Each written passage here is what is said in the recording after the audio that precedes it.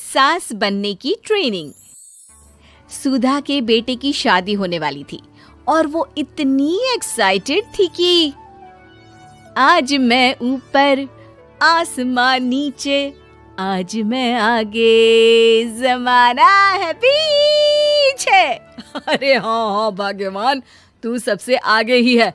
लेकिन हुआ क्या है? सास बनने वाली हूँ मैं। अरे घर में एक नया सदस्य आ जाएगा, कितना अच्छा लगेगा ना। आप और राहुल तो ऑफिस चले जाते थे और मैं पागल की तरह घर में अकेली। अब तो मेरा साथ देने वाली आ रही है इस घर में। बहुत बहुत बहुत खुश हूँ मैं। ओहो ठीक है बेगम, लेकिन अपनी खुशी को लगाम लगा कर रखो। क्या पता कैसी आए, तुम्हारा साथ देने वाली आए या फिर ऐसी आ जाए जो तुम्हारी शक्ल देखना भी पसंद ना करती हो। ऐसा क्यों बोल रहे हैं जी? शुभ नहीं बोल सकते तो अशुभ तो ना बोले। अच्छा जल्दी से तैयार हो जाओ, चांदनी चौक जाना है शादी की शॉपिंग के लिए। हाँ हाँ, थोड़ी सुबह तो हो जाने दो, दुकानें बाजार खुल तो जाए। तुम सच में ना पागल हो गई हो बहू के आने की खुशी में। बेटा माँ की हरकतें देख रहा था। वो सारी बात फोन पर अपनी होने वाली बीवी राशि को बताता है। फिर पता है क्या हुआ? माँ ना सुबह 6 बजे ही पापा को चांदनी चौक जाने को कहने लगी। दूसरी तरफ राशि कहती है, अरे वाह, ये तो बहुत अच्छी बात है ना। सास इतना सोचने वाली मिल रही है, और क्या चाहिए। मैंने भी सोचा है मम्मी जी के साथ बहुत प्यार से रहूंगी, उनका ख्याल रखूंगी और प्यार करूंगी। राहुल भी खुश था। लेकिन बाजार में सुधा जी और उनके पति को एक अजीब सी दुकान दिखती है जिसके बाहर लिखा होता है, हमारे यहाँ सास बनने की ट्रेनिंग दी जाती है। ये देखिए जरा, लग रहा है आजकल के लोगों को कोई काम नहीं है। अरे सास बनने की भी ट्रेनिंग होती है क्या? दुकान के सामने एक पिंजरा था, उसमें एक तोता बंद था। सुधा की बात सुनकर तोता बोल पड़ता है, अरे नादान औरत, अगर सास सही तो पूरा घर सही रहता है, परिवार बंधा रहता है और आने वाली जनरेशन संस्कारी होती है। लेकिन तू क्या समझेगी? जा जा आगे जा। ओए, तोते बड़ा बोल रहा है, क्यों आगे जाऊं? मैं नहीं जा रही। देखा देखा, तेरे जैसी औरत को तो सास बनने की ट्रेनिंग लेनी ही चाहिए।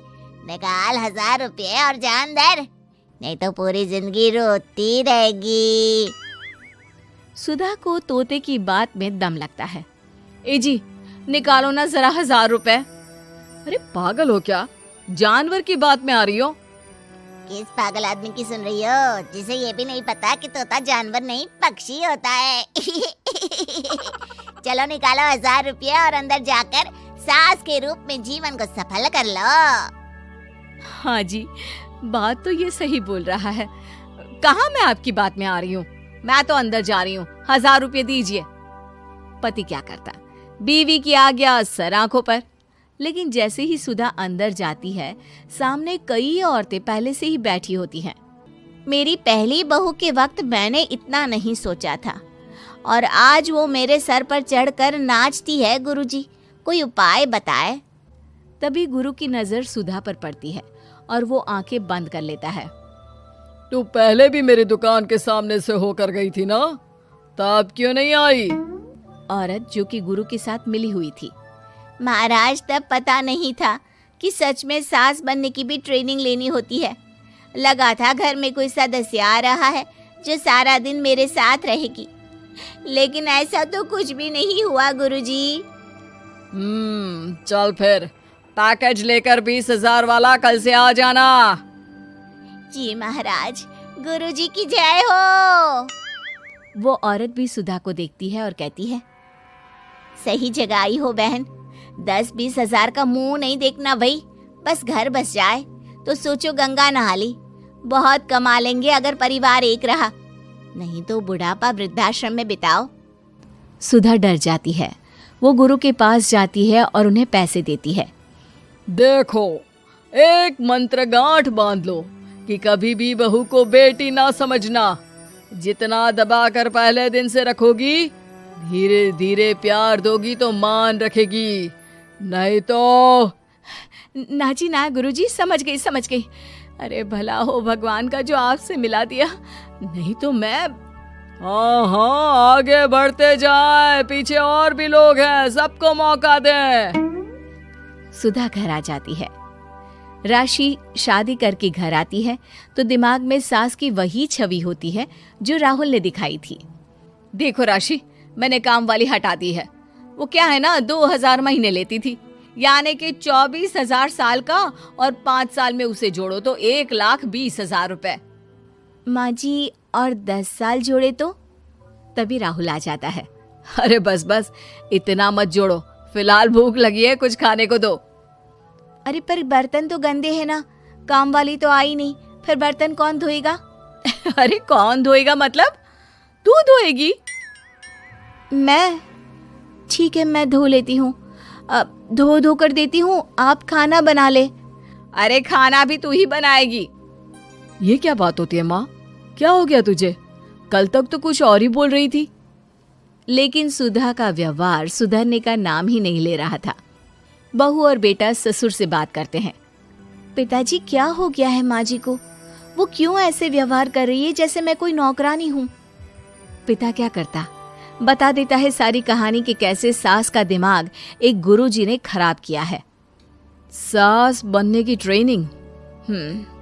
तो मामला ये है, वही मैं कहूँ, कहाँ तो माँ बहू का इंतजार ऐसे कर रही थी मानो साक्षात कोई देवी आने वाली है, लेकिन व्यवहार नौकरानी जैसा। देखिए, माँ बुरी नहीं है, बस किसी ने उनका दिमाग खराब कर दिया है। तो ऐसे में मेरे पास एक आइडिया है। बहू फुसुर फुसुर करके पति और ससुर से बात करती है। अगले दिन बहू सास के सामने कहती है, अच्छा मैं जा रही हूँ, मेरी क्लास है। ये बोलकर बहू निकल जाती है। ये कौन सी क्लास करने जा रही है? पढ़ाई तो खत्म हो गई थी इसकी। अरे माँ, दरअसल वो ये सोचकर आई थी कि तुम माँ जैसी होगी, लेकिन यहाँ तुम तो तुर्रम खां बन गई हो। तो वो किसी बहू बनने की ट्रेनिंग वाली क्लास में गई है। ये बोलकर बेटा बाप की ओर देखता है और आंख मार देता है। हाँ हाँ, वो तो तुम्हारी माँ ने भी सास बनने की ट्रेनिंग ली है बेटा। पहले का जमाना और था भाई, कि भोले मन से रिश्ते शुरू किए जाते थे। अब तो नई लड़की घर आते ही नौकरानी हटा देते हैं। बताओ, पिछले 25 साल से वो नौकरानी काम कर रही थी, तब तो कोई हिसाब किताब नहीं हुआ। अरे पापा, आप भी माँ को बोल रहे हैं? अरे माना, वो माँ समझ कर आई, घर में खुशहाली रखने के लिए हमेशा आप लोगों के साथ उठती बैठती, माँ को कभी जवाब नहीं दिया। लेकिन माँ की क्या गलती? अरे दादी ने भी तो ऐसा ही किया होगा ना माँ के साथ, तभी तो माँ अपनी बहू के साथ ऐसा कर रही है। नहीं, वो तो बहुत अच्छी थी, मेरे आने के बाद तो उन्होंने खाना बनाने वाली भी रख ली थी। अरे तो फिर तुमने क्यों काम वाली हटा दी? किसी के कहने पर अपना घर खराब कर रही हो तुम सुधा। अब बहू भी गई है ट्रेनिंग लेने, पता नहीं क्या सीख कर आएगी। नहीं, मैं अभी जाकर उसे ले आती हूँ। तभी बहू वहां पर आ जाती है। नहीं माँ जी, मैं कहीं नहीं गई थी, मैं तो सिर्फ आपके लिए ये नई साड़ी लेने गई थी। अब तो सब ठीक है ना?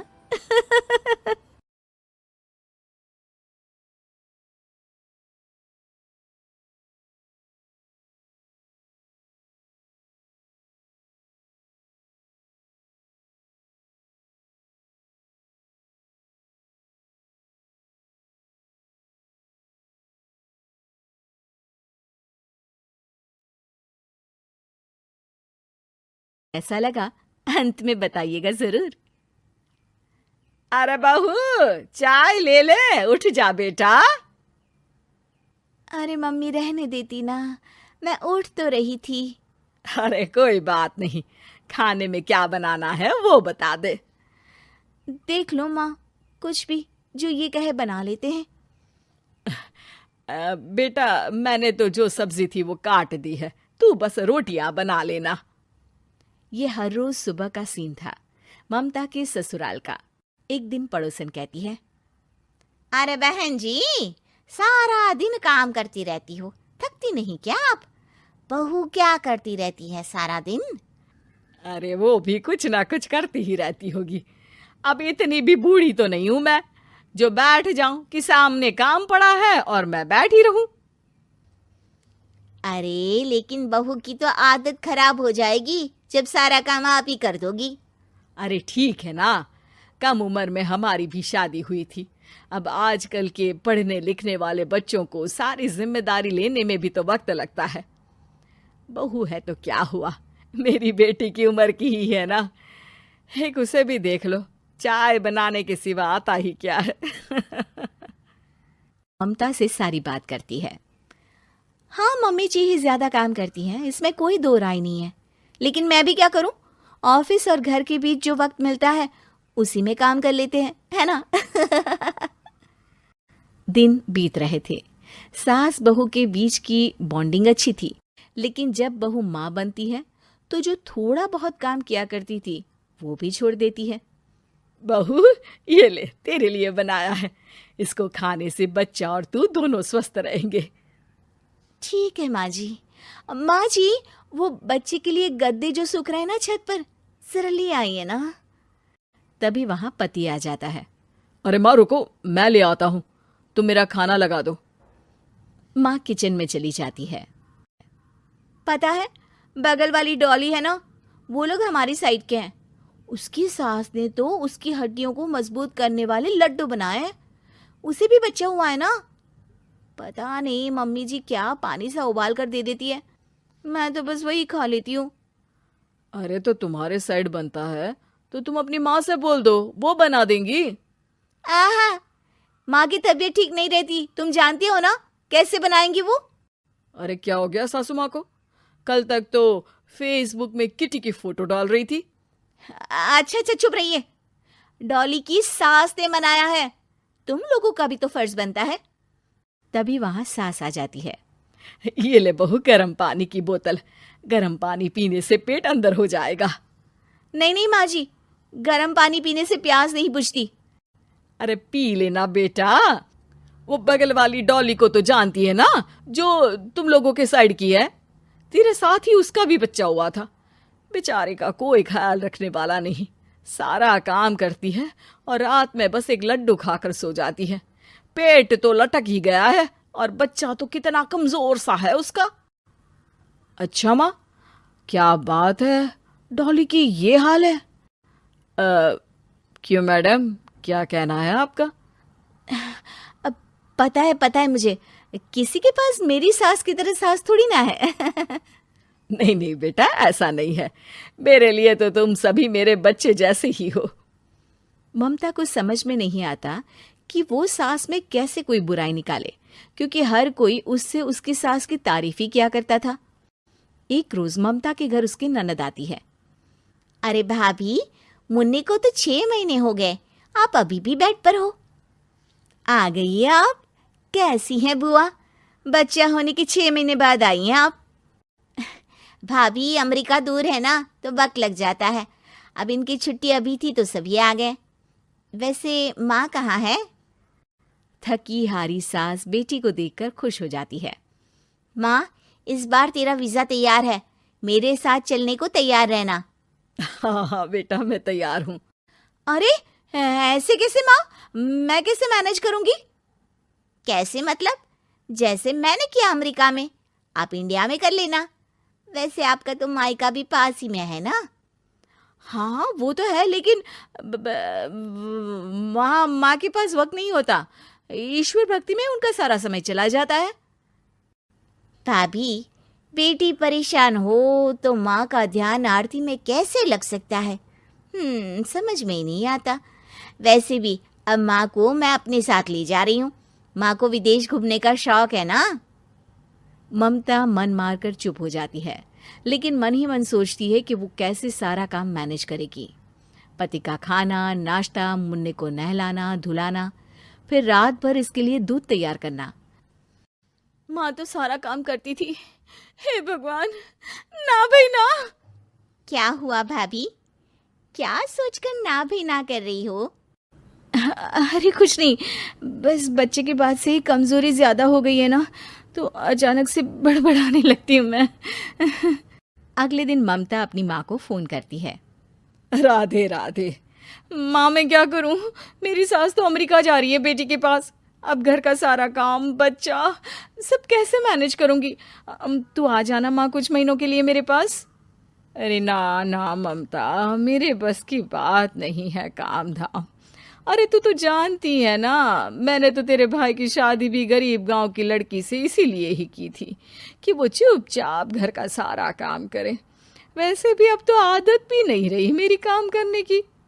ममता को माँ पर बहुत गुस्सा आता है। ठीक है माँ, देख लूंगी मैं, लेकिन मेरी मुसीबत के वक्त आप मेरा साथ नहीं दे रही है, अब भूल जाना मुझे। ममता गुस्से में आकर फोन रख देती है और रोने लगती है, लेकिन बेचारी करे भी तो क्या। अब सास और ननद दोनों घर का काम करते, नेहा आराम करती, लेकिन अब आराम में भी उसे चिंता रहती। और फिर वो दिन भी आ जाता है जब ननद का जाने का वक्त आ जाता है। भाभी मैं जा रही हूँ, अपना और मुन्ने का ख्याल रखना। ममता सास को देखती है और गले लगकर रोने लगती है। माँ जल्दी आ जाना। सास मुस्कुराकर कहती है, कहाँ से ममता, मैं कहीं नहीं जा रही। मैंने देखा कि मेरे जाने की बात से ही तू परेशान हो गई थी, इसीलिए मैंने अपना जाना कैंसिल कर दिया है।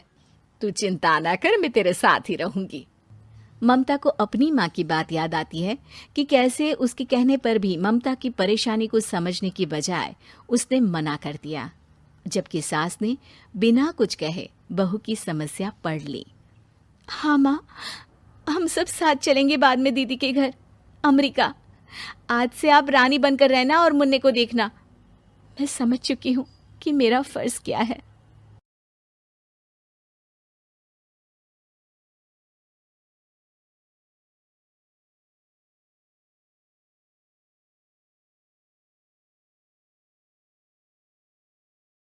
नई नई सास बनने जा रही लक्ष्मी को उसके रिश्तेदारों ने अच्छे से समझा दिया था। दीदी देखो, सास बनना आसान नहीं है। कहने को बहू आ जाती है, लेकिन सारे घर में हक ऐसे कर लेगी जैसे तुमने तो इतने साल से घर के लिए कुछ किया ही ना हो। और नहीं तो क्या, मेरी वाली ने तो घर का नक्शा ही चेंज करवा दिया था। कहती है खिड़की यहाँ नहीं वहाँ करो, दरवाजा इस दिशा से खोलो और न जाने क्या क्या। अरे बताओ, 20 साल से क्या मैं गलत खिड़की दरवाजे के साथ रह रही थी? तभी वहाँ बेटी आ जाती है। हाँ माँ, और पक्का भाभी आने के बाद तो मेरा हाल बुरा ही होना है। तुम हर बात पर मुझे इग्नोर करोगी। हे भगवान, इतना सब कुछ होता है बहू के आ जाने पर, मुझे तो पता ही नहीं था। अरे एक हमारा जमाना था। अरे हमारा जमाना तो भूल ही जाओ कि सास के हाथ में कमान होती थी और हम कठपुतली। जीवन भर कठपुतली ही रहना है, पहले सास की और अब बहू की। खैर, मुर्गे की अम्मा कब तक खैर मनाती। हो जाती है बेटी की शादी और घर आ जाती है प्यारी सी पल्लवी। माँ जी चाय लीजिए। सास जो कि पहले से डरी हुई थी, हाँ लाओ लाओ। लेकिन चाय पीते ही थू, अरे इसमें किरकिरा सा क्या है? चाय में चीनी तो है ही नहीं। माँ जी वो ये बता रहे थे कि आपको शुगर की बीमारी है, तो मैंने चीनी की जगह गुड़ का पाउडर डाला है, वो शुगर के लिए ठीक रहेगा। सास गुस्से से लाल हो जाती है। अरे नहीं नहीं, मैंने जीवन भर चीनी की ही चाय पी है, तो मैं तो चीनी वाली ही चाय पीऊंगी। तुम आई और मैं नियम बदल दूं? ऐसी सास नहीं हूं मैं, समझी? पल्लवी को समझ में नहीं आता कि सास को हो क्या गया है। अरे माँ जी हुआ क्या है, आप तो भड़क गई। तभी वहाँ ननद आ जाती है। तो आप काम ही ऐसा कर रही हैं ना भाभी? अरे भाई मैंने क्या किया, शुगर के पेशेंट को चीनी नहीं पीनी चाहिए, तो मैंने चाय में चीनी नहीं डाली। इसमें मुझे तो नहीं लगता कि मैंने कुछ गलत किया। भाभी पहली बात ये कि जबान चलाने की जरूरत नहीं है, क्योंकि हम लोगों को भी बोलना आता है। बाकी आपका क्या मतलब है कि हम लोग माँ का ख्याल नहीं रखते हैं? आपको ही सारी साइंस की नॉलेज है। पल्लवी समझ जाती है कि इन लोगों के दिमाग में बहू को लेकर धारणा गलत ही है, इसलिए वो बिना कुछ बोले वहां से चली जाती है। थोड़े दिनों बाद जब पल्लवी ड्राइंग रूम के पर्दे बदल रही थी, पंछी पन्नू उड़ती फिरूं मस्त गगन में, आज मैं आजाद हूँ दुनिया के चमन में। वाह जी वाह, आजाद होना तो अच्छी बात है, लेकिन हम लोग भी गुलाम नहीं है। ये पर्दे किससे पूछकर बदले जा रहे हैं, जरा बताओगी? अरे सासू माँ, जब से आई हूँ सोच रही थी कि पर्दे ठीक नहीं है। पता है, पर्दे इतने हल्के हैं कि दिन में बाहर से पूरा घर दिखता है। लोग झांकते हुए रास्ते से निकलते हैं, ये मुझे अच्छा नहीं लगता है। अरे वाह जी वाह, 5 साल से तो ये पर्दा लगा है, तब तो लोगों ने झांका नहीं। आज तुम आई हो तो लोग घर में झांकने लग गए, क्यों?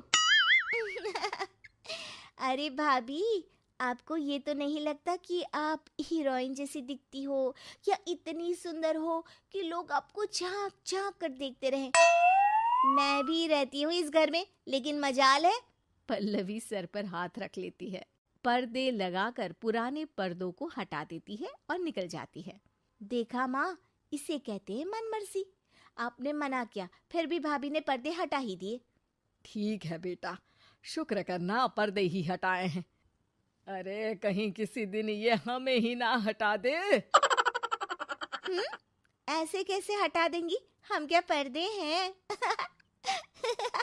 दिन बीतते हैं और एक दिन सास और ननद वॉक पर निकली होती है कि पड़ोसन। क्या बात है, आजकल तो आप लोगों की कोई खोज खबर ही नहीं है।